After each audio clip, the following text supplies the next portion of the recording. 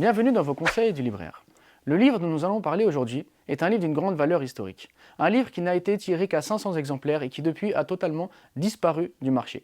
Un livre qui propose d'analyser les causes, d'analyser la méthode, d'analyser les événements liés à l'invasion de l'Algérie en 1830. Un livre donc qui revient avant 1830 pour savoir qu'est-ce qui a déclenché justement cette attaque, qu'est-ce qui a justifié cette attaque. Et ensuite, comment est-ce que s'est passée la pénétration française en Algérie et qu'est-ce qui a été détruit. Donc un livre qui va nous montrer comment est-ce que l'Algérie était une terre islamique rayonnante, une terre dans laquelle il y avait de grandes richesses, dans laquelle il y avait une éducation importante, dans laquelle il y avait du bon vivre, et comment est-ce qu'on a fait croire que c'était une terre déserte, qu'il fallait justement venir peupler. Donc c'est un livre qui a plusieurs intérêts. Premier intérêt, de montrer qu'une personne qui n'est pas algérienne, qui n'est pas musulmane, qui est française et qui voit son pays commettre l'irréparable, si on peut dire ça, décide alors d'écrire afin de montrer ce qui s'est réellement passé, de montrer des réalités qui sont complètement occultées de, on va dire, l'ensemble des gens, afin de sensibiliser. Et donc là, c'est une leçon pour nous, lorsque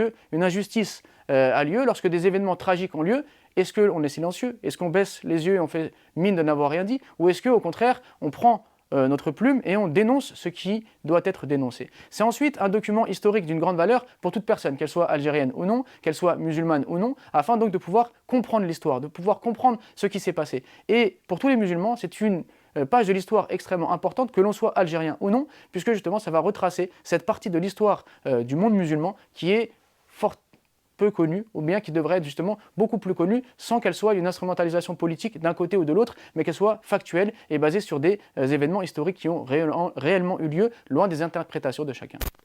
Histoire d'un parjure, un témoignage historique d'une grande valeur que je vous invite à découvrir aux éditions Héritage.